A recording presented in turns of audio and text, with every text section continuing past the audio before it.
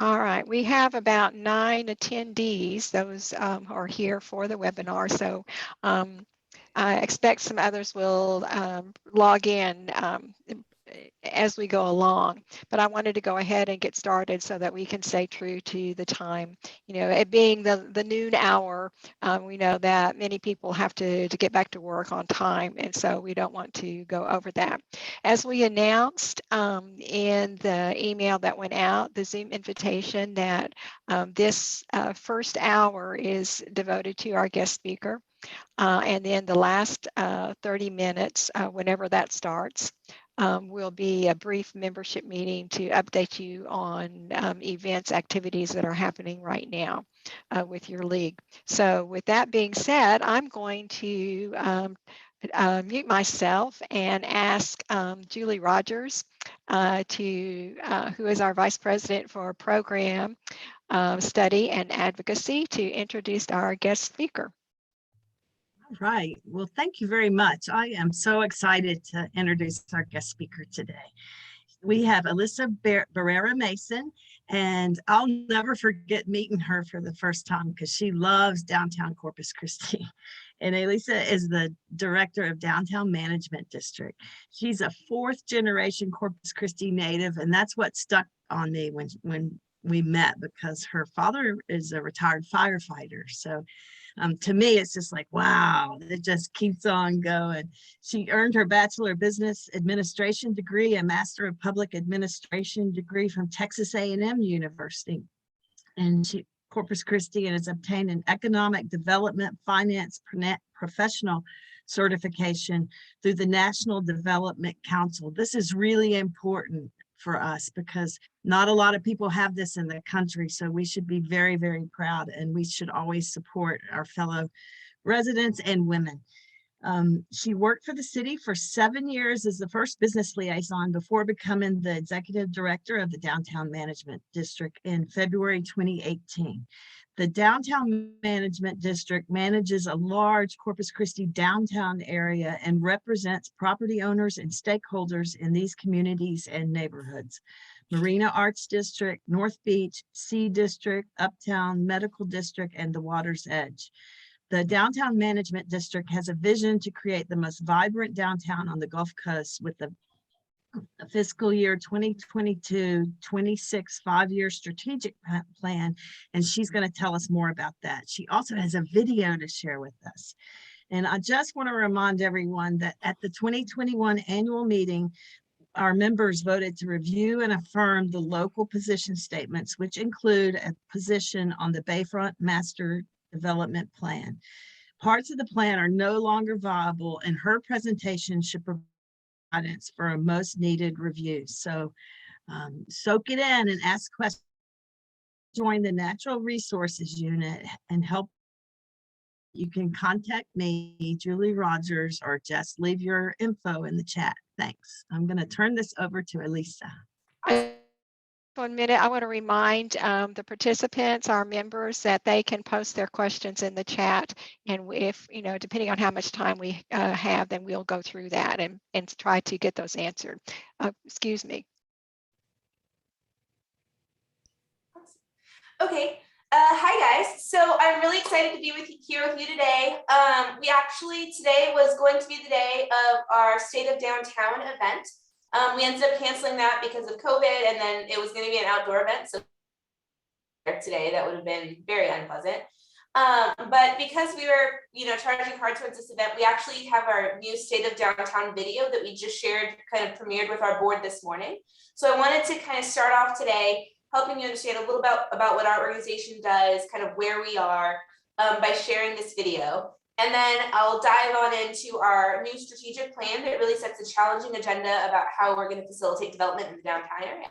So I'll go ahead and share my screen so that I can share this video with you. Can you guys see it?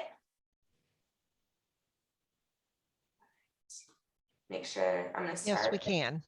Wonderful. We'll go ahead and do.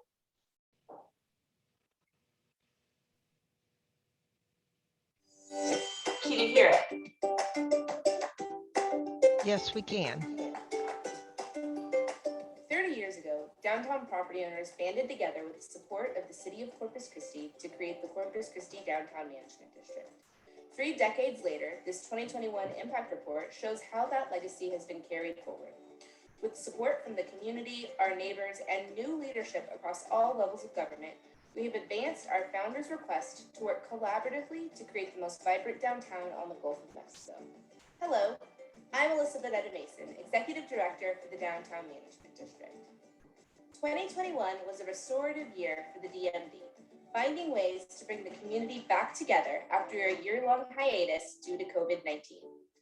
Our board and freshly energized team worked strategically to make substantial improvements that positively impacted the greater downtown area by providing enhanced cleaning, beautification, and safety services, developing and holy moly.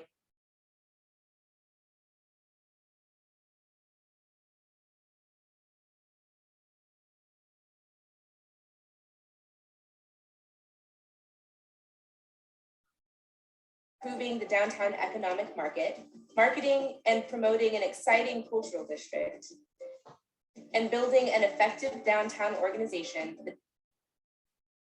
that's embarrassing, is passionate about moving downtown forward. These key areas of focus are what keeps our downtown economic engine turning. Let's take a closer look. In district operations, our 8-person clean team worked 365 days, collecting 40,000 bags of trash, sweeping 55,000 block faces, and spending 17,000 hours servicing the district. We brought the sparkle back to our historic Main Street on Chaparral by illuminating over 100 trees through Mayor Paulette Guajardo's Illuminando Downtown initiative presented by Corpus Christi Medical Center. And through city partnership, we invested over $400,000 to convert 5 one-way streets to 2-way streets that now seamlessly connect the shoreline bayfront to the downtown area. We also invested $150,000 into beautifying Artesian and La Retama parks, refreshing over 1,800 flowers, and providing 11,000 planter upkeeps throughout the district. To develop and improve, in 2021, businesses once again flourished with the opening of 10 new businesses and no business closures. We awarded and paid $540,000 to businesses for completed projects with support from the Downtown Reinvestment Zone. With the city's support, we were able to spend $50,000 in Texas CARES Act funding to provide pop-up patios to downtown businesses that were in need of assistance during the pandemic, making downtown an iconic outdoor dining destination and earning recognition in Texas Town and City magazine. To understand post-COVID demand and market impact, we studied residential and parking demand in the downtown area. Finding demand remains strong, with 1,700 new units available for development in the next 10 years, and an increase in parking utilization of 11% in the downtown Marina Arts and Water's Edge districts. In communication and events, we reached 2.4 million social media users on Facebook, Instagram, and YouTube. We hosted multiple events in the downtown area, drawing over 100,000 visitors to our area. And we know that number because we also have a new system in place, Placer AI, that enables us to track attendees in the downtown area utilizing their phones. This year, we were able to successfully bring back Art Walk post-COVID in the form of 2 street closures now known as Art Walk block parties. This transition now brings close to 20,000 people to an Art Walk event on that first Friday night. We launched the weekly Downtown Run Club, establishing an entire new segment of downtown stakeholders while leveraging our beautiful natural resources of the Bayfront. That program has brought over 1,200 runners to participate and take a wonderful run on a Wednesday night. This holiday season, we elevated our downtown visitor experience by enhancing our holiday decorations and hosting holiday events, which drew in over 32,000 people and reached 190,000 people on social media. This includes the 66-foot HEB Christmas tree with lighting in Water's Edge Park, the Port of Corpus Christi holiday tree in La Retama Park, and the illuminated boat parade sponsored by the Port of Corpus Christi, Mayor's Merriest Downtown Decoration Competition, hosted by NEC Co-op Energy, and Artesian Park Holiday Wonderland, which gives recognition to our Downtown Advisory Council supporters. Thanks to our 29 Merchant Association members, we had support and coordination throughout the year during the holidays and other special events. In organizational management, our team managed $788,000 in reinvestment zone funds, $314 in interlocal support from the city of Corpus Christi, and fundraised $228,000 from sponsorships, grants, and events. Our downtown property owners really appreciate these matching funds that go along with the DMD levy to fund our organization's operations. We would like to say thank you to the city of Corpus Christi, our advisory council members, the community, and all of our partners who continue to invest in the future of downtown Corpus Christi. Over the course of 2021, we successfully recruited 5 additional team members from across the country to build out a team of dynamic, passionate individuals dedicated to moving downtown forward. And I want to be sure to recognize those individuals, as none of our 2021 accomplishments would have been possible without the dedication of our wonderful team. Our greatest labor of love this year was the development and adoption of our new 5-year strategic plan, which sets a challenging and bold agenda for the future of our community and organization. This plan includes a new vision and mission statement. The vision of the Downtown Management District is to create the most vibrant downtown in the Gulf of Mexico by instituting a clean and safe environment, creating a welcoming, well-designed waterfront, developing a robust, sustainable neighborhood, promoting remarkable, prismatic experiences, and growing our team capacity to accomplish that vision. And while we always aim to look forward, our annual impact report highlights the accomplishments that our team delivered to our community this past year. So what is the state of downtown in 2022? We're certainly still tenacious, but we're feeling more collaborative and energized than ever before.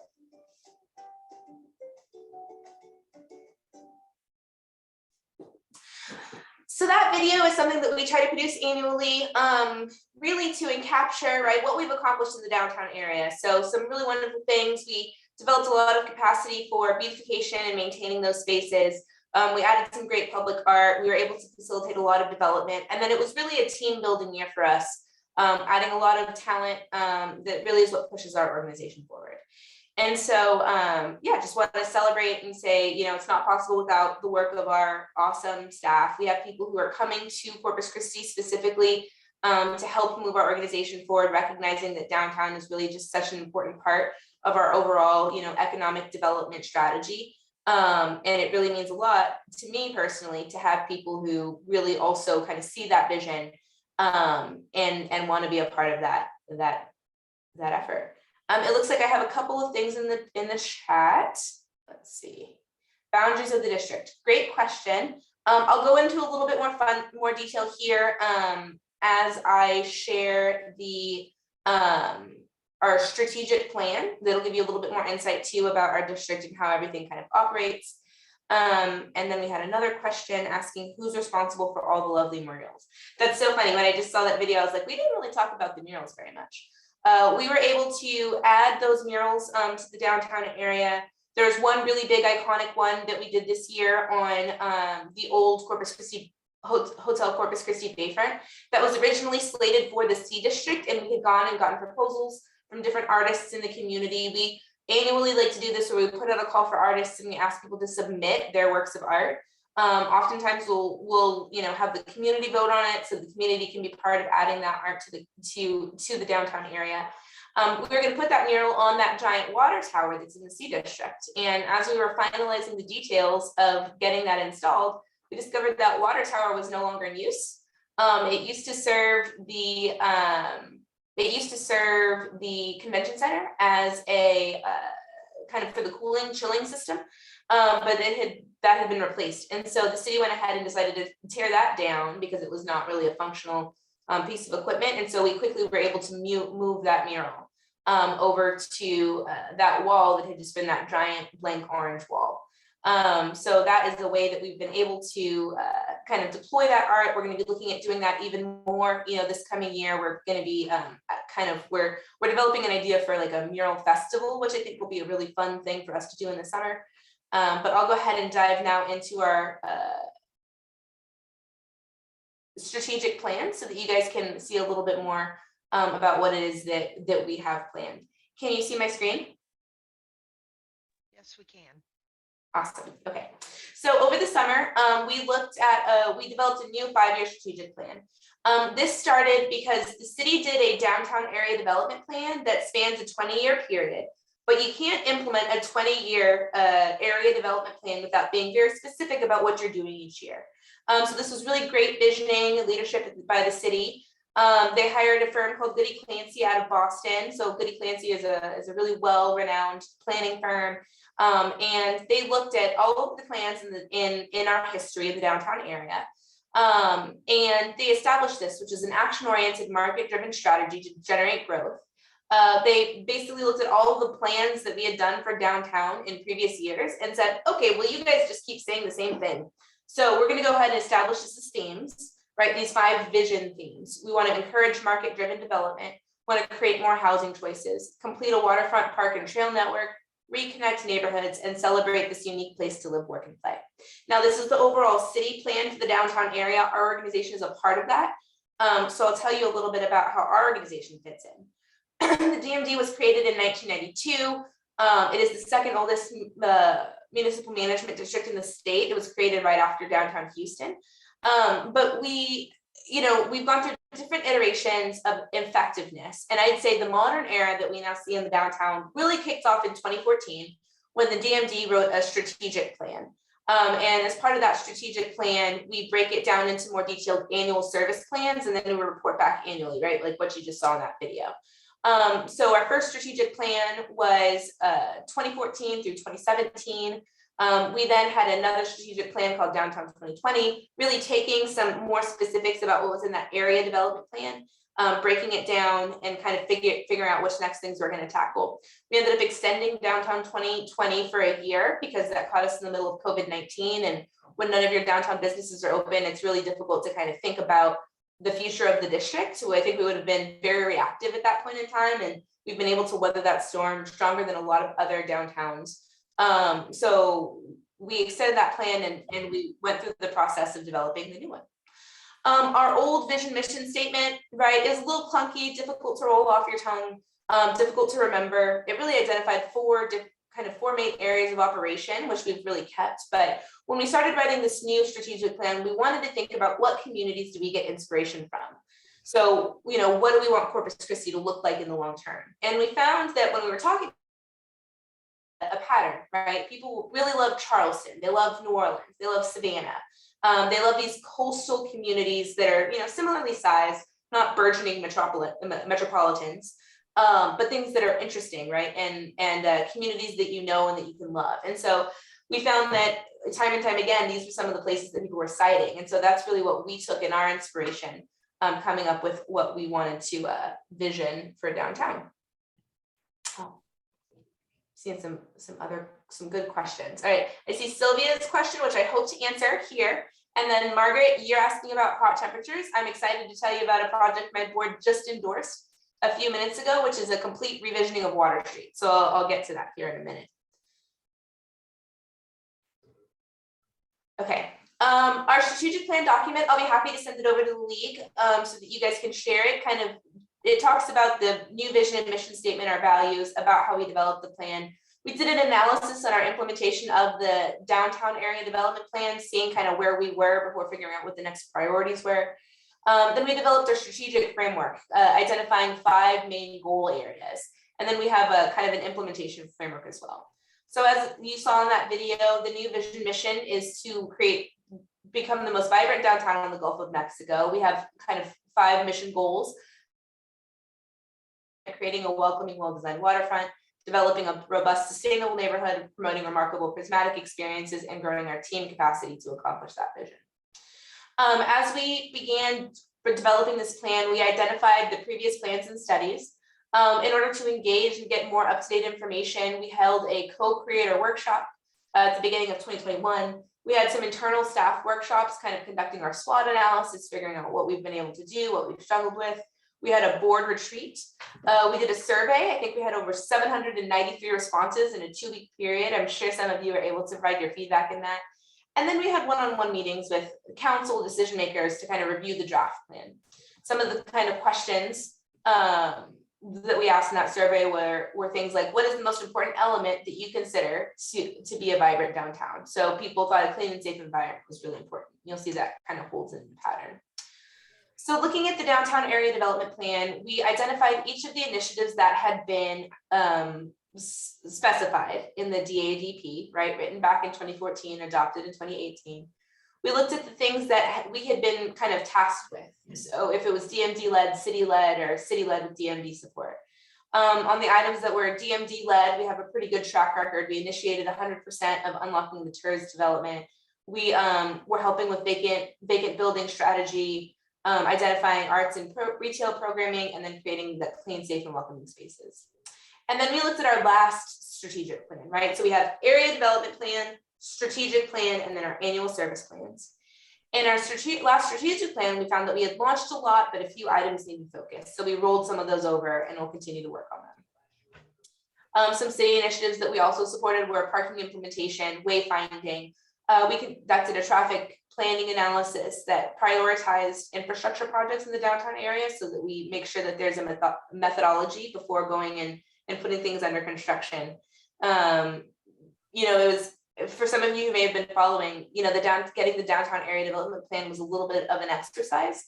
It got really wrapped up in some of the controversy around updating our comprehensive plan, and so it was really paused. So even though this document was written in 2014, the downtown area development plan wasn't even adopted until 2018. But we worked on trying to kind of pick pieces out that we were going to try to move forward with the implementation.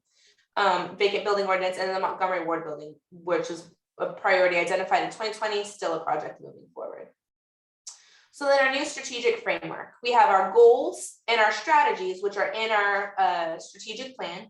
And then we annually come up with some of our objectives and tactics. So we get more specific, right, kind of as we go through that implementation. So in our first kind of main goal area, right, to institute a clean and safe environment, some of the data that we were able to collect, we do a biannual perception survey. And we were able to see that from 2015 through 2021, we were able to increase perceptions of cleanliness and safety from 45% to 60% and 42% to 56%. While that's a great improvement for us in the downtown area, it still does not meet Texas benchmarks. So in the state of Texas, 86% of people say that their downtown is clean, 67% say it's safe. So that really aligns what our focus is for the next, kind of the next iteration. So our goal is to improve cleanliness and perceptions of cleanliness. We want to coordinate with the city to elevate the standard of care for greenery and right-of-way fixtures. It's an area that we've kind of recently delved into, and I think we get a lot of really good feedback. I get compliments on those flowers pretty regularly. Creating a consistent sense of security for all downtown users at all times. Advocating to establish processes that mitigate the adverse environmental and safety perception impacts of homeless people, people experiencing homelessness with compassion. And that's really a very, that's a large subject for us right now. You know, we've tried different approaches to figuring out how do we, you know, what is the rub, right? Why does it become a problem for downtowns with people experiencing homelessness, and how do we help facilitate their rehabilitation and kind of getting back on their feet and mitigating some of those adverse negative impacts that we then have to deal with. So that's an area that, you know, we really continue to try to focus on. But I can tell you, it's a national challenge, right? Downtowns across the country are having way more challenging situations than we deal with. So some of it's just education, you know, with our stakeholders in our community and getting people comfortable. So I went on a bit of a rant on that one. But then the next kind of focus area for instituting a clean and safe environment is to continuously install and maintain lighting. So the mayor's Illuminando was a really great project that lit up Chaparral Street. It was so dark before then. It was scary, and to me, to even walk down Chaparral, but now it just feels like a wonderful, bright place. So it's amazing what lighting can do to increase feelings of safety.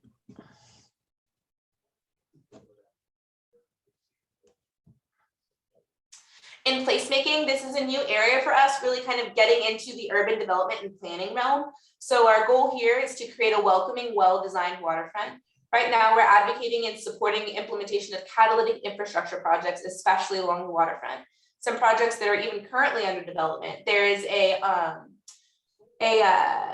crosswalk that is currently being constructed in front of the Omni to finally connect the Omni to the seawall, right? How have we gone on with no crosswalks between I-37 and People Street the entire way? It doesn't really make a lot of sense. So that's a project that we've been advocating for. You know, the mayor is really focused on the marina and development of the marina. She's been a really great advocate for us at the DMD and moving downtown forward. So she's really helping champion a lot, especially from the city side, the infrastructure side. Creating beautiful streetscape and interactive public spaces through urban design. This is a kind of to answer the question that Margaret had. We actually have our board just kind of endorsed a plan to develop Water Street. We were wanting to add shade trees. So we did an analysis, we engaged with a firm, and I wish I could just quickly pull that PowerPoint up. It might be a little bit clunkier than I intend, but we engaged with a firm that's done really interesting projects. They did Rock Rose Avenue in the Domain in Austin. They did Bagby Street in Midtown Houston. And in Bagby Street, they were able to increase the shade cover to 88%. They reduced the temperature on that street 14%.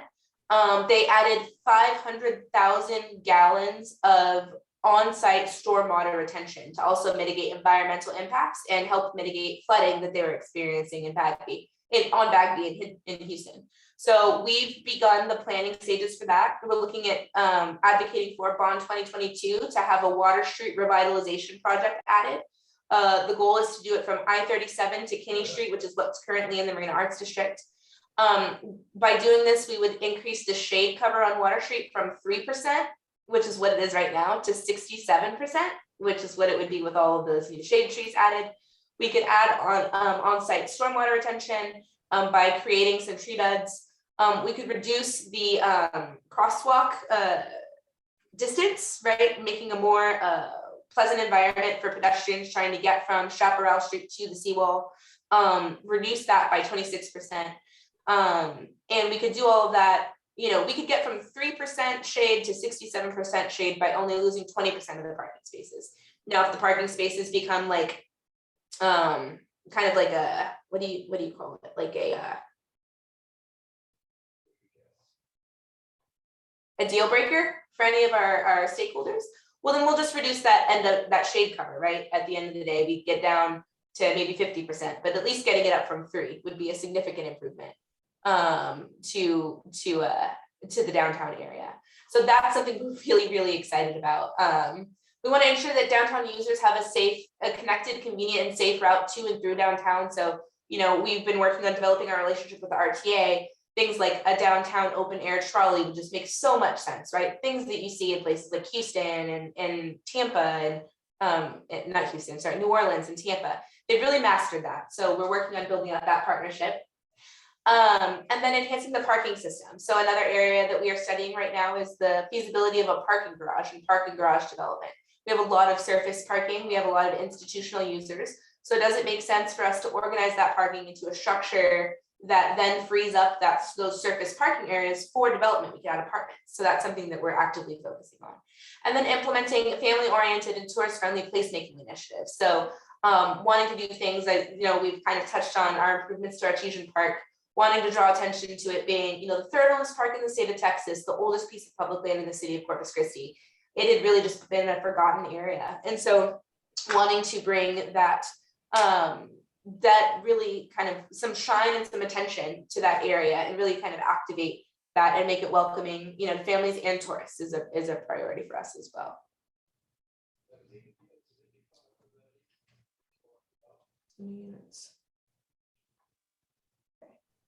I've lost sight of the questions. Senior units going up, but they will be refurb homes for info. Lots of vacant land and vacant buildings. So that kind of brings us to our the next slide here, where our goal for economic development. So we really want to, here our goal is to develop a robust, sustainable neighborhood. What does that mean? First, we need to increase the supply, density, variety of residential options. In our service plan for this year, we have 58 units under development. There's somebody rehabilitating the Princess Apartments. That was originally in 1929 construction. So sorry, I'm getting hoarse. It was 1929 construction. There's been some kind of patchwork repairs done to it. So when they opened up the walls, they found like rubber hoses connecting the plumbing behind the walls. It's been quite an adventure for that developer. but we have some projects that we're about to take forward to the TERS board.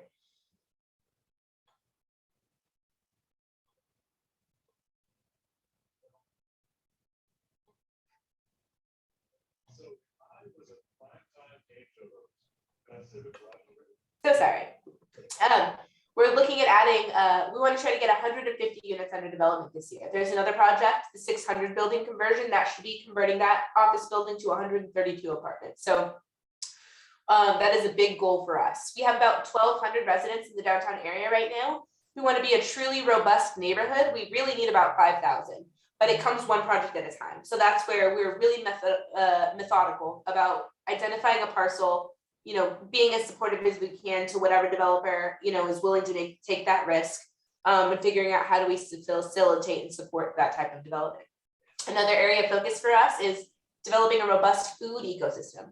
So really wanting to have a variety of locally owned restaurants. You know, downtowns are known as kind of creative hubs where there should be a variety of locally owned restaurants, chef-led restaurants. So that's something that we're focusing on.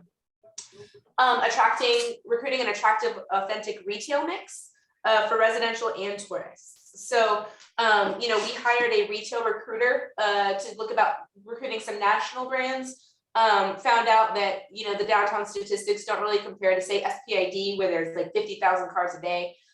So from just kind of that standpoint, understanding how site selectors make their decisions, it doesn't seem like we're going to be able to be in the running for a lot of that type of development. But okay, then we pivot. We look at finding, you know, local brands, things with strong online presence, figuring out how do we get them maybe in a retail incubator. There's a couple of spaces that we're looking right now at figuring out how do we kind of break those spaces up and maybe make 3 stalls that people can rent out and kind of have, you know, a little bit of that retail activity, because that's what residents and tourists love to do. You know, all those pop-up shops that we see, we've seen 3,000 people come in one day to Local for Local. So there's definitely demand there, but how do we translate that to more semi-permanent shopping experiences that really define and help people kind of buy into that culture? And then again, looking at those vacant properties and land parcels, putting them back into the market for development. And I say that because there's actually, you know, people, when I started on this path a decade ago, it seemed like so much land, so many vacant buildings, somebody should just buy them and redevelop them.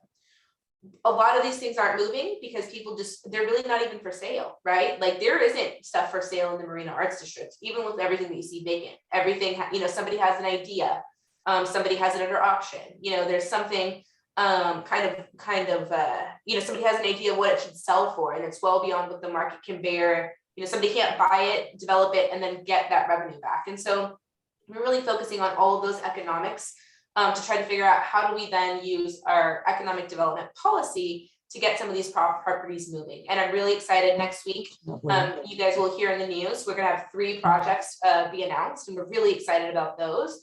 And these are 3 properties that we've been able to kind of unlock this with.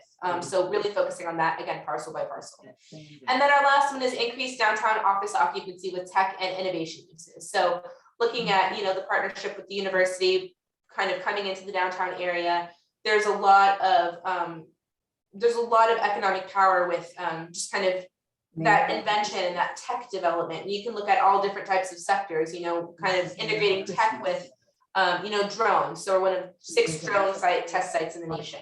How do we integrate that then with port industries? And how do we figure out how to do something to kind of mitigate potential negative environmental impacts? So those are all the types of things that you can do when you have a lot of innovation, tech, knowledge-driven economy type of people in the same space. So we're really wanting to make downtown that runs at Chris, we may not be available, but it would be worth the call. Period. Sincerely, Chris.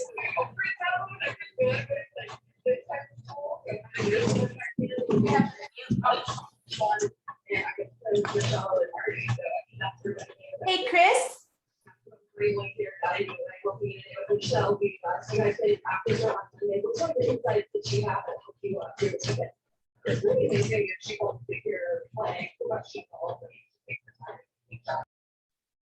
Oh, there's 6 new messages.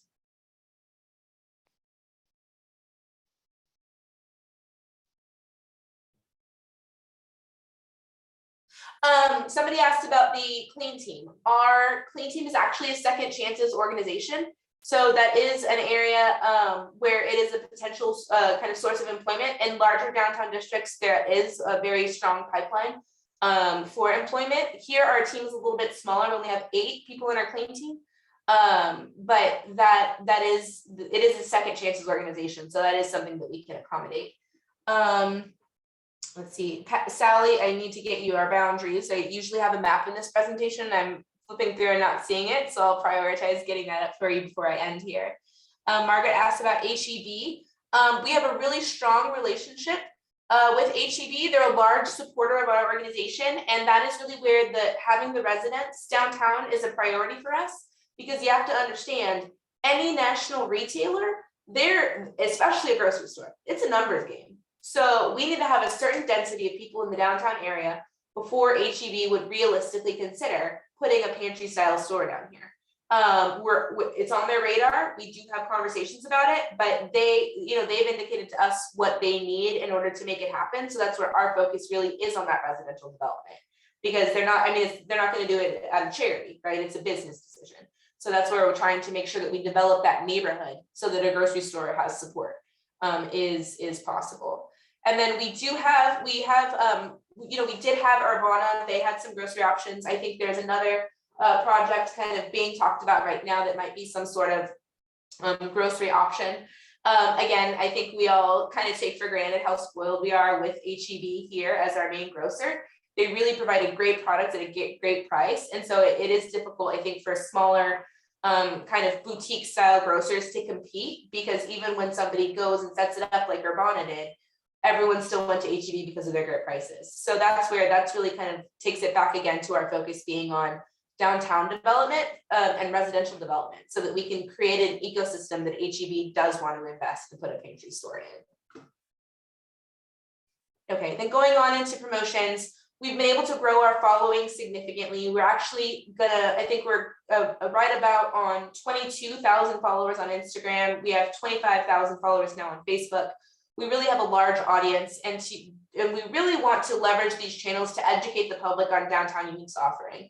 We also want to elevate downtown's market position. So we want to proactively redefine our brand as a regional treasure and an economic powerhouse. So when you think about things in the coastal bend, right, what are some places that people will just automatically have? My undergrad's in business with a marketing emphasis and a PR minor. So like brand positioning is something that I just kind of, inherently think about. And you think about Rockport, you think about Port Aransas, you think about people from Austin, people from Dallas buy houses, right, in Rockport and Port Aransas, because even, from any market, that's really a place where people know investment wants to happen.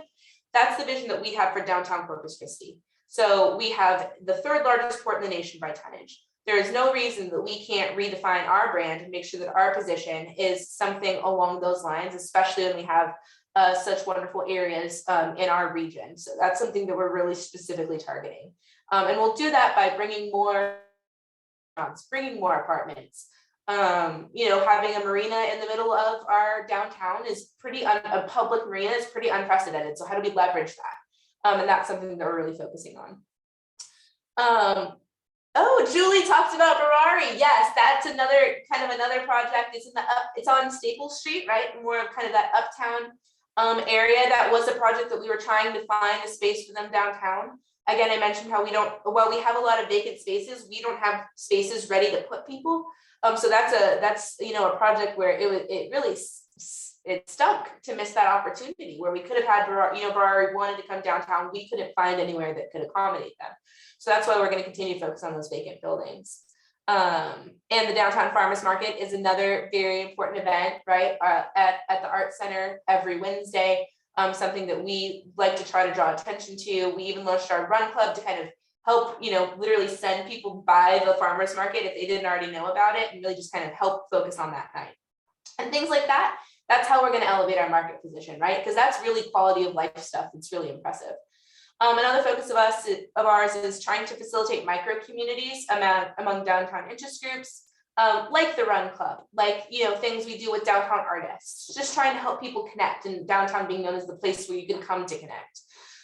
Programming and supporting signature experiences. So, we are a supporter of Buck Days. We've recently last year we launched a thing called Jolly Roger Night.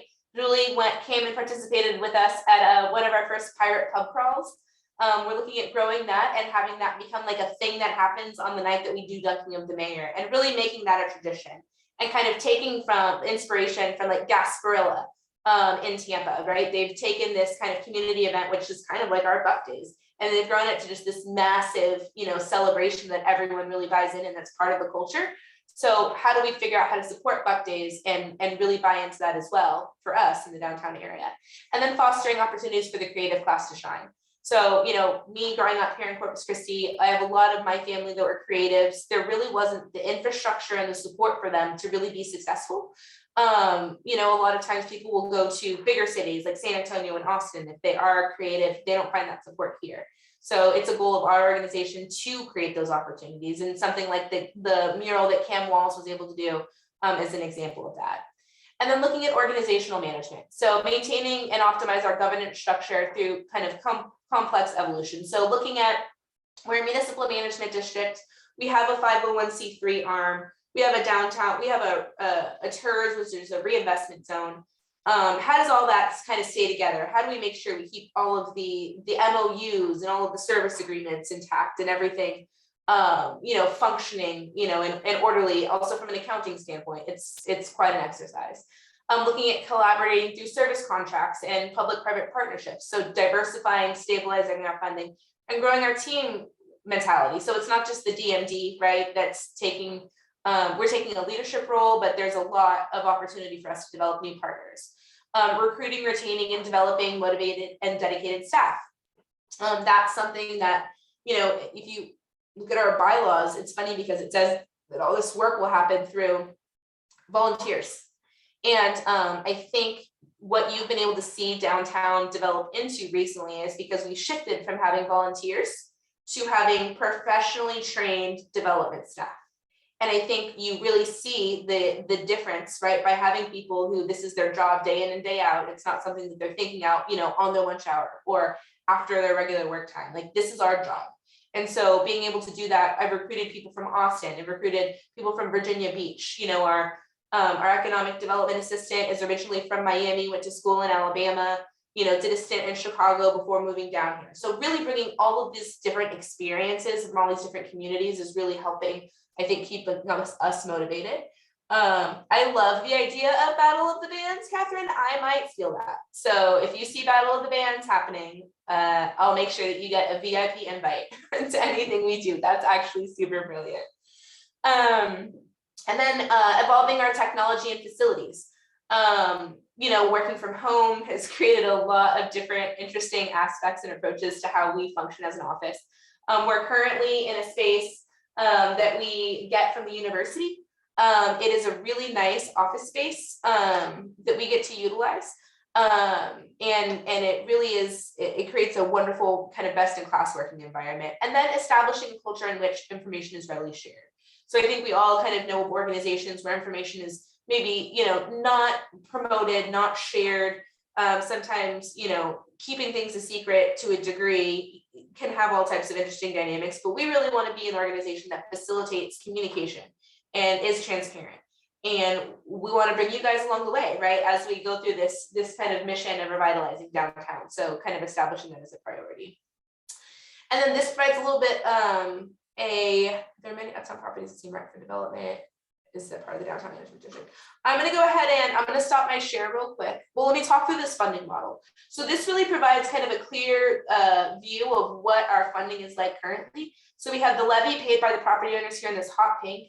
The city of Corpus Christi then matches us dollar for dollar. They provide an additional $100,000 for off-duty police patrol programs. We then have a service contract through the reinvestment zone. We have our advisory council where companies contribute through memberships to support us. So we have companies like Voestalpine, Valero, AEP, HEB. They've long been at that very large supporting level. We have the county also who signs on. The Port of Corpus Christi has become a large funder for us, which we're very appreciative of their support.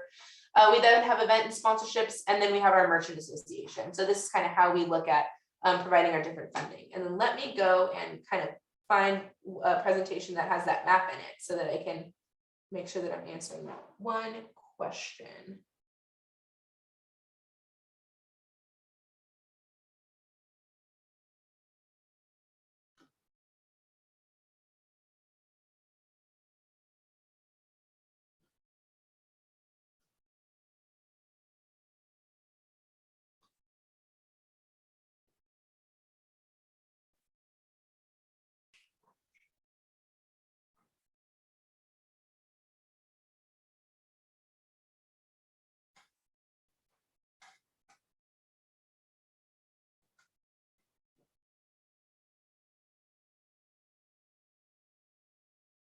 You'd think I have this way more readily available. I apologize, guys.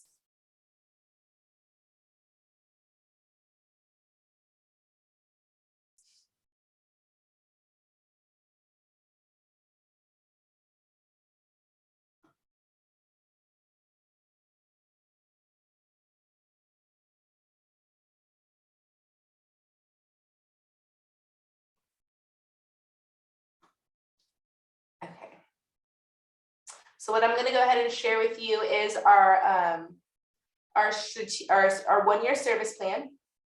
So this is the document that we create to annually. I'm just going to close all the rest of that out. We create annually to identify what it is that we're going to do. We get this adopted by our board. But here's the map. Okay. So the main piece here that's really important is the downtown reinvestment zone, which again, we have a service contract with the reinvestment zone. That boundary actually runs Tonkawa east to the bay and Morgan north to the ship channel. So in 2008, the city, the county, Del Mar agreed to create a reinvestment zone and set aside any tax revenue from this district to only be reinvested in the district, okay? But before that, in 1982, the property owners in what we're calling now the Marina Arts District voted to levy a tax on themselves to facilitate development and provide services above what the city provides. So we have really kind of those two, that combination, a municipal management district, which we have in the Marina Arts District, and a reinvestment zone. And by having these two tools together, we're really able to see and facilitate a lot of development. A lot of downtown districts across the state do have kind of that double layer that really makes it possible. So our organization will facilitate development through the whole reinvestment zone. So we have a set of incentives that we developed back in 2016. We accept the applications, we do the analysis, we make the recommendation, we'll negotiate the agreements, we'll facilitate all of those things, present it to the board. But we really focus on programming and cleaning in the Marina Arts District, because that's right what those property owners additionally contribute to. If we look at doing projects, outside of that boundary, we may look at kind of extending that. But it really is important for us to have those two pieces in order to make sure that we're having it adequately funded. By state law, reinvestment zone funds really need to be used for development. But management district funds can be used for operations. So that's kind of how we make that distinction. Let's see, Sally asked, uptown properties seem right for development. So Sally, hopefully this kind of walked you through, right, how that boundary is. So the Marina Arts District is south of 37, east of Lower Broadway, north of Kinney. This is our focus area. The reinvestment zone goes along Tonkawa. And I know at the city level, they're discussing modifications to that boundary. We're really trying to focus on facilitating the area that we have identified thus far.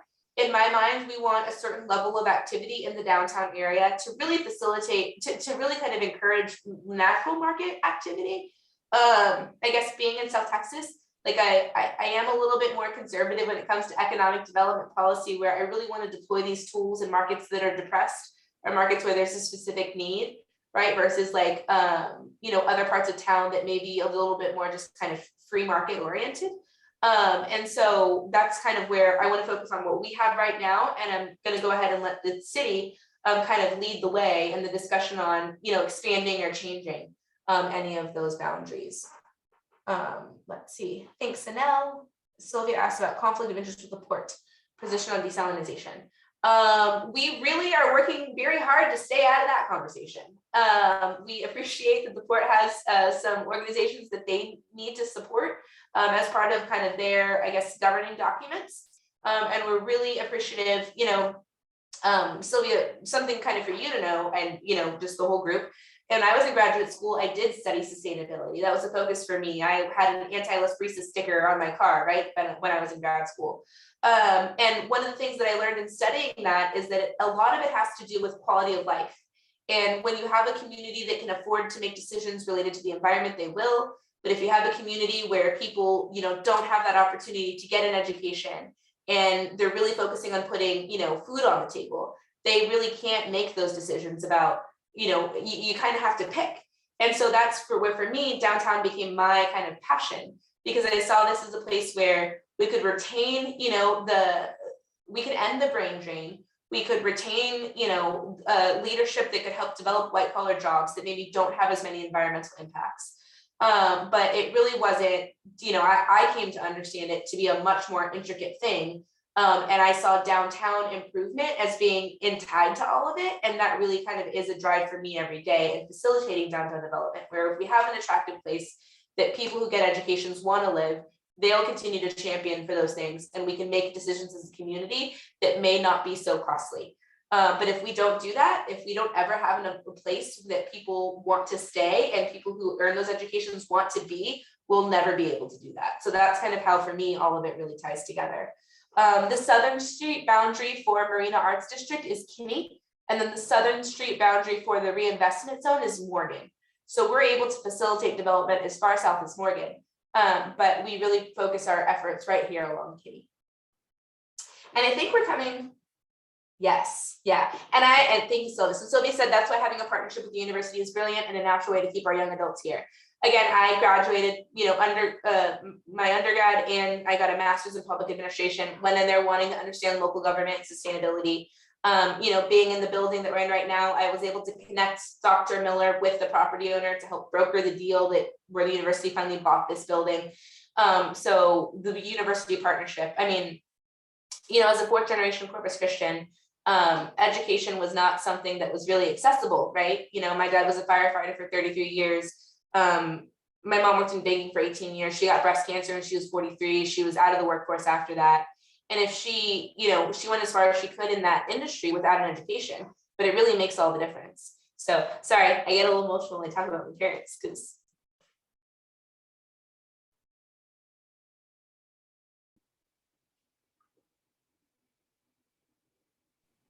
I love it when you talk about your parents, Alyssa.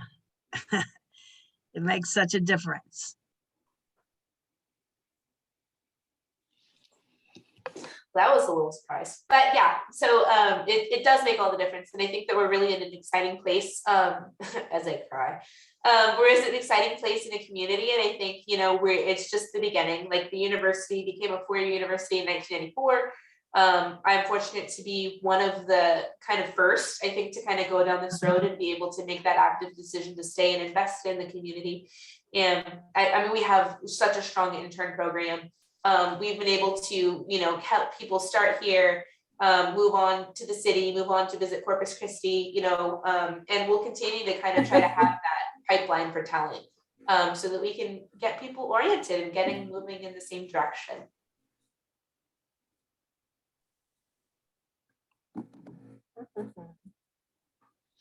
Pipeline for talent. I love it. Huh? Pipeline of talent, yeah. They're a talent agency now. I've come to terms with it. Just a talent agency. Well, I'll tell you what, when I introduced you, I said that was one of the things that moved me right away. It was how much you love Corpus Christi and downtown Corpus Christi. Thank you so much. And if people ever question me about how I feel about downtown, I'll let everybody know. If you don't know, I am biased. I live down here, and it's because it is a great place, and I've seen it change over the years. But often will respond that I have faith in Alyssa because she really, really cares about the area. So thank you so much. Yeah, well, and I just want to say to Julie and Debbie, I feel like you guys are always in my corner. I feel like I appreciate the friendships that I have with both of you so much. So thank you for inviting me here, and I look forward to building relationships with the rest of you as well. Thanks for your support. That's great. When it warms up, I was thinking maybe we could do some kind of scavenger hunt downtown and take our league members out and about. I'm sure Debbie could lead it. I've seen her do that with other people, but maybe we can do that. And we'll be reviewing, our natural resources statement. And you've shed a lot of light on it today. We're going to ask for the documents. And I know you've answered a lot of questions from Margaret Duran. It shows up, but her name is Peggy. You wouldn't have known that. And Peggy's on the Natural Resources Unit, so she'll probably be communicating with you as well. Catherine, did you want to say anything? Yes, I do. I just, again, want to say thank you very much, Alyssa. This was very enlightening. As a newbie relatively to Corpus Christi, I had no idea of the progress that has been made over the years and the progress that's yet to come. So I'm thrilled to learn this information. I look forward to seeing the documents that you're going to send us and how they can relate is an area that we can focus on once again to make sure to make some of your dreams come true that we believe coincide with some of our dreams as well. So again, we appreciate you being with us very, very much, and look forward to seeing what comes next for you. Also, this is being recorded. It will be on our YouTube channel. I'll put the link on our Facebook page. So anybody who didn't get a chance to watch it can come back and watch it and speed through it and, watch. Can we cut out the part where I cried, Debbie? Yeah, that's way too much work. We just put it all up there. It was good. You were good. I just want to say also one other thing before you leave us, Alyssa. If you haven't considered joining the league, we're going to have a new member orientation on the 29th. It's actually going to be in my house, but I would love to welcome you to consider joining the league. So just a shout out. Thank you. Thank you for a great presentation. All right. Well, again, thank you, Alyssa. Thank all of you who have participated in this meeting. And right now, we're going to change gears and go into a short, brief membership meeting. And you are welcome to. Yes. I was going to say as we changed gears, I was going to ask for one thing. Just First off, everybody's got to go on that pirate pub crawl. Sylvia, I convinced her to do it and she had so much fun. It is wonderful. So I thought we should all do a loud "Arr!" Let's be pirates today. Everybody ready? Arr! Well, everybody should go to Art Walk on every first Friday too. That's a great way to go see some talent downtown. They close the 2 streets and have all kinds of stuff going on. Exactly. So yes, do all those things, get yourself downtown. This is the time of year when it's a good time to be down there. And because we've been having some beautiful days, this one's not exactly counting, but there are a lot of beautiful days to get out and be outside where the heat's not an issue. So again, Alyssa, thank you. As I said, please feel free to stay with us as we do a brief membership meeting to update those who are here in this meeting on some activities and events that are coming up. So again, thank you so much for being with us. Yeah, I'll stick around. All right. Okay, well, I am now calling this portion of this Zoom to order. This is a membership meeting, and we're going to have some brief announcements from the board members and about what's happening in with their units and what's going on, and ways just to keep you informed, but also pointing out ways that you can become involved. So please feel free to raise your hand as any of the vice presidents and directors are talking about their areas of responsibility. And if you know you have a skill that fits with that, please raise your hand and let them know. We are a large league, and we need everyone to take ownership and jump in. It's lots of fun. You create a lot of new friendships, and you learn so very, very much about your little slice of the world. So I encourage you to do that. I'm going to start first off, because this is coming up fast and furious. Julie and Tim Dowling have some really important news to us on one of our priority issues this year, and that's redistricting. So Julie and Tim, would you please update us on what's happening and what we need to do as individual members? Okay, I'm gonna just introduce Tim first and let him do a lot of the updating. You know, we flexed our muscles and got strong learning about redistricting through the state. And then we went through the county process. We still have a little bit of work to do on that Tim will let you know about. And now the city has started their redistricting process. And we've already started working on that. A lot of people helped already. Public comment was in person only. We were very concerned about the COVID rates, and we contacted our council representatives and the mayor and asked them to move it to phone back, to restore back to phone. When we started communicating with them, this is going to show you the power of language and communication. I said virtual, but it was phone in. And so there was a little bump in the road on that because they didn't understand what I was talking about because they don't have virtual. But when the mayor asked, would it be better to have virtual because then we could see people? I think that, and she said, I think that would be better. So I'm going to talk to staff and see if we can do it. And she had been doing that. So they did restore not only the phone, but they added virtual. So she's had worked with their IT staff. So we not only got the public comment restored, we got it improved, and that was with the help of the city staff and the mayor. So we thank them very much for that. And we just need to make sure that they just keep it that way. We're asking just keep it like that because other cities do it, San Antonio, and so does the county. So in light of that, we need Tim to give an update on why we thought public comment was so important. Here you go, Tim. Thank you, Julie. Thanks for all your work, Julie. It's been really had a good time working with you and Alyssa. I'm also a relatively new member, and I can tell you this is a great group, highly intelligent people, very committed, and made some great friendships already. So this is a really outstanding group. So I hope you'll follow the advice of Sylvia and the others and join us. Let me, I guess, start with the simpler one in the county. Julie is right. There are a good number of us who went down to the county. So many people on this call right here who went down and asked them to please draw a fair map. They had a very good lawyer for the name Jose Garza out of San Antonio. And on November the 8th, they drew a revised map in open session. We literally revised the map in real time, and they passed the map. And we were so pleased that all of the league members who were there, and there were a good number of them that night, I don't know, 6 or 8, we stood up and gave them a standing ovation, which I think kind of shocked them. I don't think they get too many standing ovations, even though it's a hard job. However, there was a little bit of a dust up we learned about later. The real reason I'm mentioning is because it could happen with the city, and we want to use this as an example, I think, maybe something we want them to avoid. One of the commissioners apparently contacted the lawyer and said, hey, take this precinct out of my district and give it to the other commissioner over here. I talked to him and he said it's okay. So the lawyer believed him and he made the change that he was requested to by the commissioner. And the commissioner who made the request apparently made the request because he knew that somebody wanted to run against him who lived in that particular precinct.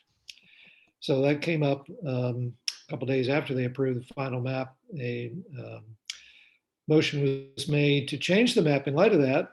And that was by the judge, who I've found to be an extremely impressive person, Judge Canales. And that failed. But you could tell there was a little bit of acrimony among the members of the group because of that.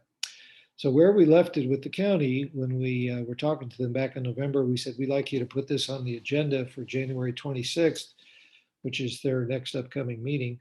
And I talked to them earlier this week and said, hey, remember, please put that on the agenda. I've asked the judge and Brent Chesney, who's my commissioner, to do that. I haven't heard back from them, but the basic idea was, please, next time you do this, let's do it with the commission, like El Paso uses. With the county, it has to be advisory. It can't be final under state law. And I haven't heard, and maybe some of you folks on the call have heard, I haven't heard anybody complaining about the map that was adopted in November. So what I told them when I talked to them a few days ago, I said, I'm not pushing to change the map. You can leave it that way as far as I'm concerned till 2032 after the 2030 census, but please, do it a different way. Get a procedure in place. So since then, I've given a little bit of additional thought, and especially seeing what the city is proposing for timing, which I'll talk about in a minute. But I was proposing going back to them this coming Wednesday, whether we're on the agenda or not, and say, hey, why don't you go ahead and put this on the real track for adoption, say in October, and then we'll have plenty of time to form the commission or pass the legislation at the county level to form the commission. We don't need a commission right now, as far as I'm concerned. But before I transition to the city, does anybody have any thoughts on the county situation or additional info that you think we ought to know? Okay, well, let me tell you about where we're at with the city. I went down to the city back in July of 2021 and said, hey, folks, you guys are going to have to redistrict. Please use the commission. Gave them a pretty lengthy memo about it. Didn't hear from anybody. And the thing that we kept hearing is, oh, we can't do it now. We have to wait until the state is done, which got done in October. Then we got to wait for the county, which got in November. Didn't make a whole lot of sense to me, but anyway, that was what they were saying. So contacted them again this week, and I sent off a memorandum to the mayor, all the commissioners, the in-house city lawyer, Miles Risley, and to their outside counsel, the Bickerstaff law firm up in Austin, who's going to be doing the real legal work to make it happen. Basically saying, hey, please use an independent redistricting commission. And Catherine and I worked on it with Julie, came up with a final memorandum, and basically said the league is encouraging you to do this. And it would consist, I think we ended up recommending 9 people. Yeah, 9 people, none of them chosen by anybody on the council. There would be 3 people chosen to pick 3 people. Then those 3 would pick the other 6. And doing the best we can to avoid conflicts of interest. And the real reasons to do it are pretty much the same reasons we told the Texas legislature, is it will build public trust. You don't have the people with conflicts of interest, personal conflicts of interest, drawing the lines. That applies directly to 5 of the 9 members of the city council. And if you let somebody else do the job, you won't have potential acrimony among your members, like we saw at the county level. And I remember when I was listening to the state redistricting commission, the House version, there's a really smart guy up in Dallas, Rafael Anchia. And I remember him saying that I was on the Dallas ISD school board where we had to draw these lines, and it led to some real personal acrimony when people are arguing about that. So we have enough acrimony right now, unfortunately, between the city and the council based on their public health stuff. So another pitch to them will be, don't build any more acrimony into the process. Let somebody else do this job, because otherwise you're setting yourself up for a potential problem. Couple things that we have heard since then. I've had 2 conversations with the city lawyer, Mr. Risley, and he sent me a PowerPoint that the Austin law firm is going to present on Tuesday at the council meeting. And here's the timetable. On January 25th, they're going to present their initial assessment. On the 17th of February, they're going to have what they call an illustrative plan and first drawing workshop. That's apparently just with the council. I don't know if that's in closed session or open session. That's not clear. Presumably open, but it's not clear. March 22nd will be a public hearing and second drawing workshop. And April the 12th, public hearing and final adoption of a map. The first time you can file to run for city council is July 25th. And the proposal that we sent to the council earlier this week had the Independent Redistricting Commission finishing up its work, I think, in the middle of May. So there'd be more than 2 months to decide, yeah, I'll run for a commission, and you could get your supporters, try to get your money together for, your campaign war chest. A couple problems that I've seen so far is I'm not seeing anything where the public is invited to propose maps. That would be very helpful. I think just one public hearing before you come up with a real map is not enough. I think we recommended 5 public hearings in the memo we sent in. And I didn't see anything at all about how the communications are to be made with the lawyer drawing the map. And I think we want to have all of those in public. And we saw what happened with the county, because even if it's not true, the things that I just said, there are some people on the court who believe it's true, because it was denied by the commissioner in question. So one of them is not telling the truth, unfortunately. And so I think we want to have all these communications. If I'm council member 3, I'm just pulling that one out of the air. You want to say, okay, here's what I'd like for my lines. And then Commissioner 2, what would you like? And let's have all that out in the open. So basically what I'm going to do is I'm going to take advantage of the opportunity to testify remotely on the 25th. And haven't decided whether to do that when the agenda item comes up or during public comment. I could see it would be more strategic to do it when it comes up on the agenda, but I could see that might be a pretty long process. Might have to sit there a long time and perhaps miss it. But anyway, I think it would be helpful if we had other people in the league basically kind of be the amen chorus, so to speak, plus any independent ideas anybody else has, to basically say, yeah, we'd really like you to do this with an independent body and not with people who have conflicts of interest. And by the way, why build in potential acrimony among yourselves? So that's kind of where we're at. If people do want to testify, what I was thinking, and this is kind of brainstorming here with all of you, basically have people raise their hand and tell Julie and me and Catherine, say by the end of the day on Saturday, yeah, I'll be happy to testify, and indicate whether you want to do it in person or remotely. And then maybe we could have a Zoom call among the testifiers on the next day, Sunday or Monday, with the agenda being, we only get 3 minutes each. We probably all can't get all these points out here. So let's kind of strategize. So if speaker number 1 doesn't cover anything, let's make sure speaker number 2 picks up the ball and runs with it. And then speaker number 3 does the same. So we get all the points out there instead of the 3 speakers or 4 speakers, whatever number it is, all saying exactly the same thing. So let me see if I missed anything. No, that's kind of what I was wanting to visit with you all about. But happy to answer any questions and get any input anybody else has. Okay, right now I'm not seeing any questions in the chat. Are there any here among the panelists who have a question for Tim? I don't have a question, but I'd like to point out that the attendees are not visible on the screen.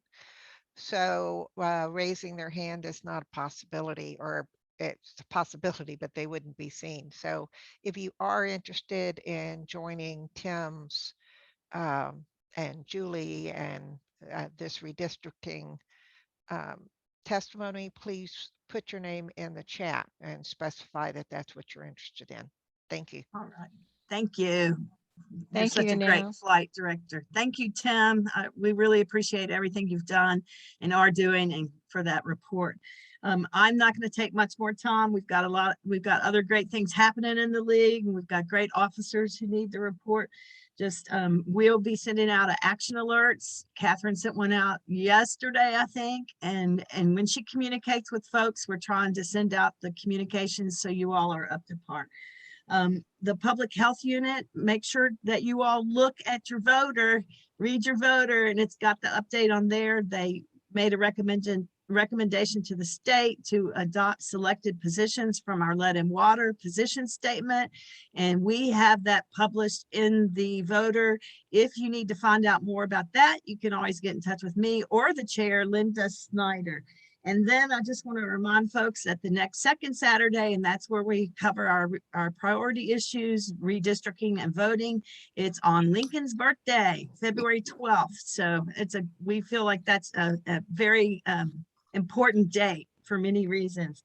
And the last thing, and this is who I'm going to turn it over probably to one of these folks, the next membership meeting, we're going to do something a little different. It is going to be a Zoom meeting.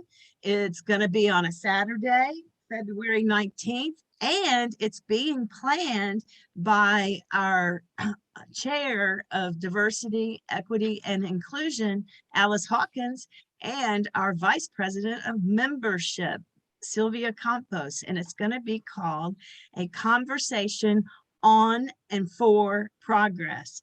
We do realize that February is Black History Month and that we still got a lot more work to do so that every vote counts. And Alice is building a panel so we can learn from that. Thank you all very much. Thank you, Julie, for that update, and thank you, Tim, very, very much.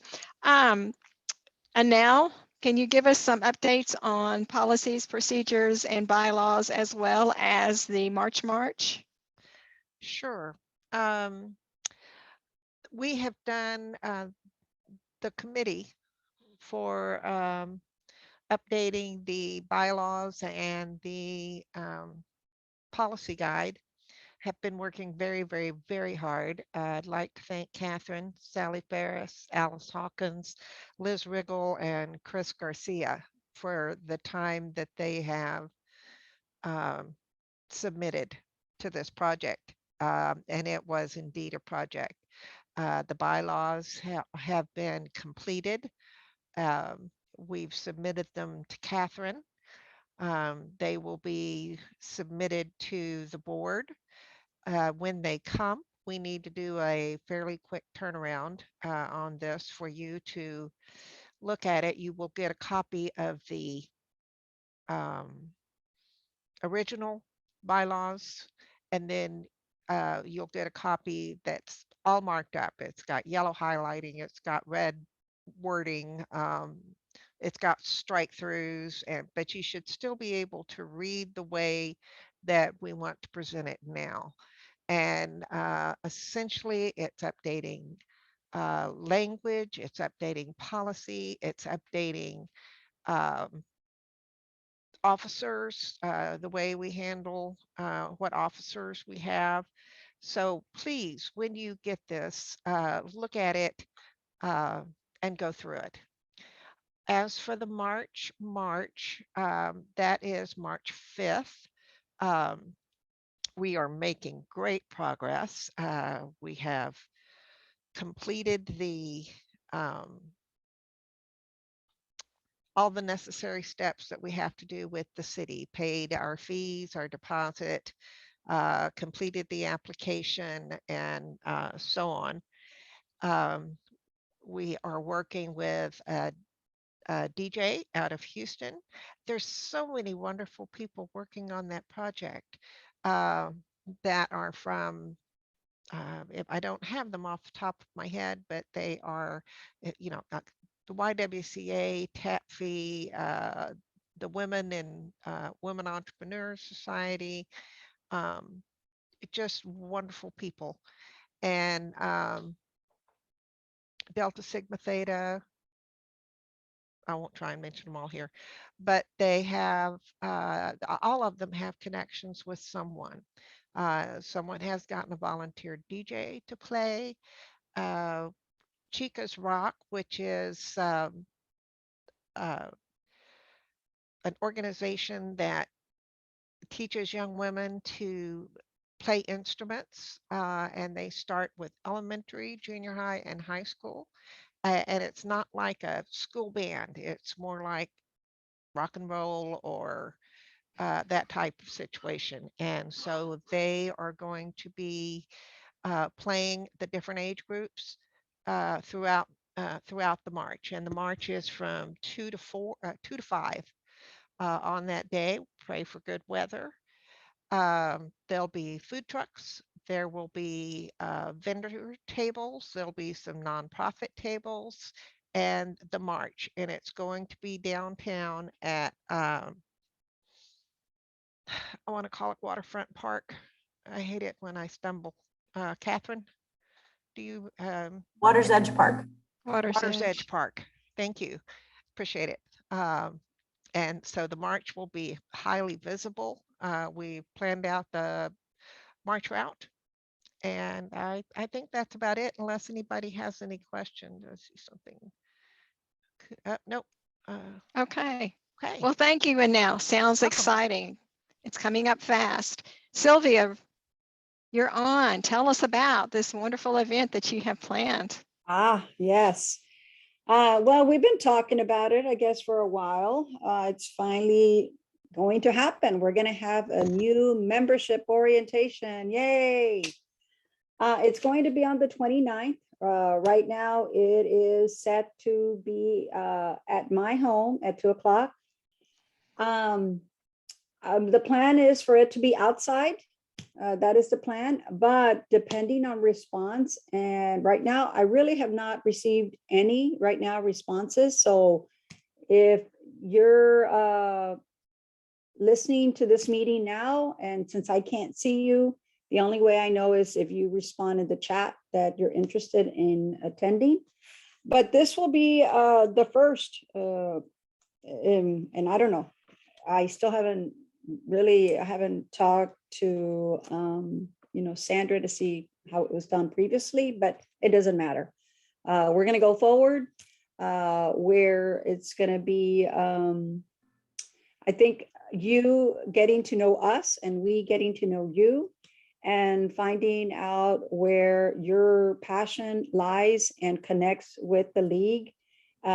This is where, Julie, especially Julie, who's done a great job with programs, will enlighten our membership as to what is ahead of us. And I'm also asking for either, I'm trying to get in contact with Sylvia to maybe share a little bit of our history. Not just the national history, but local history, what the league has done locally, and to educate our new membership that we're not just about voting, but we are about issues. And I think that's what, is part of this mission with the League of Women Voters and with people like Tim and other great, people that have just come in and just, put a light bulb, in us, because Tim, I've never met you. Some of the other people that we met during the redistricting, we went to Austin. I mean, this is the kinds of friendships that, you dream about. And it's happening now. It's happening here in Corpus Christi. So as far as logistics, it's going to be on January the 29th, 2 o'clock at my house, 4410 for FIR. My phone number is 361-687-7259. Email campossylvia87@gmail.com. I'd love to hear from you. And the more the merrier. If it happens to be that, hey, we get all 45 new people, well, we'll just have to make new plans. But depending on the response, we'll go from there. So I know it's going to be fun. And I think there's going to be some prizes. One of the things I know I would love to have if I didn't have one would be a sash. Now, Tim, that be for you, but could be for your wife, who knows? But anyway, I think that's all the sashes I need, Sylvia. Thank you. What? I have all the sashes I need. Thank you. Oh, okay. Thank you so much. My wife could use it. Okay, good. Yeah, it stands out. Catherine, she stood out in the Mlk March. So anyway, I think that's it. Thank you very much. Thank you, Sylvia. Make sure, again, those of you who are here to spread the word as well. This was, of course, you can refer back to the voter that has the information that Sylvia just shared with you. So thank you for selling it enthusiastically, Sylvia. That's what that's an important part of the process. Okay, very quickly, Paula, can you update us on what's happening? Well, sure. I have sent out invitations to candidates to participate in our voters guide. So sent out questions and I'm calling them today and and nudging them to get those done. So then voters' guides will be printed and we will need people to help distribute those. So all that information is in the voter. Also, if you have candidate questions that you would like to ask for the candidate forums that we're going to be having prior to the start of early voting, get those to me. My information is in the voter. That's to make you look at the voter. So get those to me. Remember that our questions need to be in an unbiased format. So they might need to be tweaked a little bit. Next thing, I thought I saw somewhere just this morning, and I've been harried. So apparently the Commissioner's Court tomorrow is supposed to hear testimony about having polling places at Del Mar and Tamu. So if you know any college students or people who live in that area who would appreciate that as a polling place, please have them, you know, put in their testimony that yes, that they would like that. And third thing, another thing that I just briefly with Half and I looked at, I'm also a member of the New Neighbors League, and they just had somebody speak at a luncheon, somebody from Tamu CC, and I believe she talked about the building that they have downtown and that it's supposed to have rooftop access, that they were going to have like community, be able to hold community events there. So I thought, that would be a cool place for us to keep an eye on if they have, you know, depending on if they like rent it for a boatload of money or do it for free, but that might be a place for us to meet members or, you know, have something. So something to kind of stick away and keep an eye on and think about, since we were talking about downtown today. So that's where I'm at. All right. Thanks, Paula. And again, you know, be sure and check your voter for information to find out what's happening. And Paula, if you'd put that information about the polling places at Tamu and at Del Mar, if you'll share that and we can get that out. And we can put that up so people can see it. All right, Debbie, I just have to say right now, I'm applause, because Debbie is in the middle of transferring our website from Milo to Club Express. And believe you me, that is a Herculean effort. So Debbie, tell us what's happening. Oh, we are totally getting there. And really the State League helped us out a lot by just giving me a framework to work with. So it made it much easier for me than having to start from scratch. So, or wait for Club Express to do that. So that was super helpful of them and I give them tons of credit. Everybody has been talking about the voter and read the voter and things that they have to find in the voter. I just want to point out that it's on our Facebook page and it's on our website. It's on both of those places. So if you didn't get it or you lost your email, you can always just go to the website and find it. Or I always try to share it on Facebook as well. I'm still working on putting our historical documents on there. We have them all on Google Drives. They're all saved. I'm still working on a good way to have them displayed in this new website. Also, I just put in the chat, since we were talking about history and Sylvia talking about that. I have saved all of our history from all the websites that I've inherited. I've like tried to save everything. And we had a list of every single president and when we started and all the things that we've accomplished since we started. And I put a link in the chat. Feel free to go there and you can sort of click through it and see all the different things we've been involved in. And that's kind of fun. I did take the membership from Sylvia and I converted to the format for the new website. I'm just waiting for them to upload it. They call it a success engineer. That's the person I've been working with at Club Express. She's on vacation this week and I could have like gone with somebody else, but I just thought it was easier to have a relationship with her to work with her. So when she gets back, I'll try to get that uploaded. And then we'll have everybody will be in there. And then as Catherine knows, then we can assign people, enable them to get into certain things. Like then we can enable Chris to have access to all the communication modules, and Sylvia and Julie can get into events and scheduling, and then they can learn how to do that. And then I won't have to do it all and everybody else can do their little parts and that will be great. I'm still working on adding things, but a lot of it is in there and I'm just using a lot of the State League stuff too, so I don't have to reinvent the wheel and rewrite stuff that they've already gotten and done really well. I made sure that I linked to all our local stuff, the city stuff, and our local Nueces County stuff so that you can see all of that.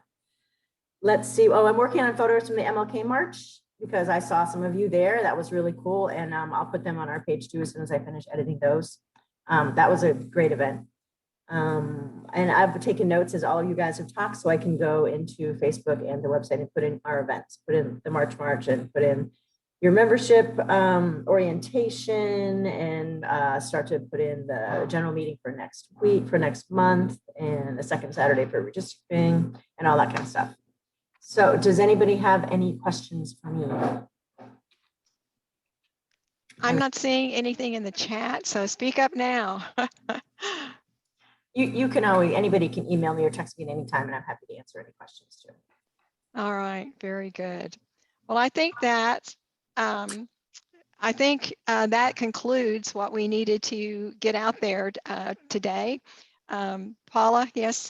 Here's an update to the update. So I just pulled up, and I put it in the chat, I just pulled up the Commissioners Court agenda, and it says that this special meeting that they were going to have is canceled.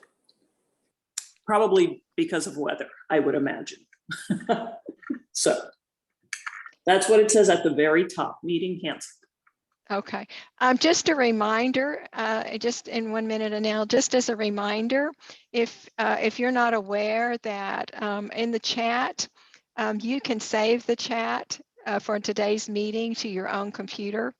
If you look at where it says a new message, type message here, and you go look all the way over to the right, there are 3 dots.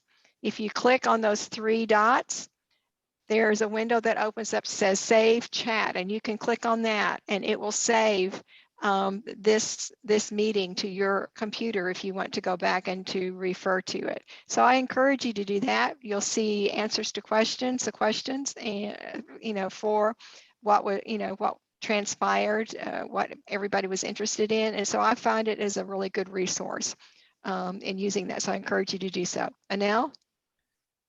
I just wanted to bring up. For some reason, you're muted. Okay, well, let's try it this way. Can you hear me now? Doesn't say I'm muted. How's that? Can you hear me? Okay, never mind. Okay. All right, we don't have a now. Well, again, thank you all of you who came and participated. And I think there are a couple of people who need to stay on here, board members, to ask a couple of questions, and we will get back with you. The next event coming up, make sure that you have this on your calendar. One of the things that I do want to remind you, I'm going to be sending out later today some information that has come from the State League, and this is about what's happening in terms of resources so that you can go to, that you can share with family, friends about the new voting laws. And I think it's very, very important that you see what these are. And so there are videos, there are fact sheets, they are step-by-step things that you need to do. So I encourage you to check your email this afternoon, and I'll be forwarding that information to all of you so that you can help find your way and help your family and friends do this. As many of you who read the news know that they're, particularly the vote by mail, those are being not allowed, and huge numbers. And so we need to make sure that we have good information that we can share and get out there so people's right to vote is not impinged because of faulty instructions or way to do it. So be sure. And Catherine, I posted all those videos on our Facebook page, and also our website points to the vote by mail for the state, and all of that stuff is on their page too. So awesome. To find it, it's all there. 2 of the main reasons that people are having problems with having their vote by mail applications rejected are, 1, they're using the old forms. Like there are new forms out this year, and people are using applications from previous years, and those are why they're getting rejected. And the other main reason is you have to submit, is it the last 4 of your social or your driver's license ID, and it has to match what you did when you applied to register, and nobody remembers which one they used. So if you give the wrong one, then they don't match, which is just really silly. But those are 2 of the main reasons. They're not for any, they're just silly reasons. Mm-hmm, mm-hmm. So. Right. blocks that, just don't make any sense, common sense would say. So anyway, at this time, I'm going to call this the end of the meeting and thank all of you participants who are here, and we will see you again soon. Don't forget the events that are coming up for the end of this week, including the membership orientation, new membership orientation. So thank you for joining us, and we'll see you next month. Can you hear me now? Can you hear me now? And Anel, I don't know why you're not coming out. Yeah, it doesn't say you're muted, but your voice isn't coming through. You're stuck in a Pink Floyd song. Can you hear me? Recording. Can you hear me now that I've unplugged the microphone? Yes. Mm-hmm. Yeah, now we can. Yes. Okay. Your microphone was just tired. Yeah. Aren't we all? No, done with that. I had for the forum, I set up a timer, the timer app that Paula sent to me.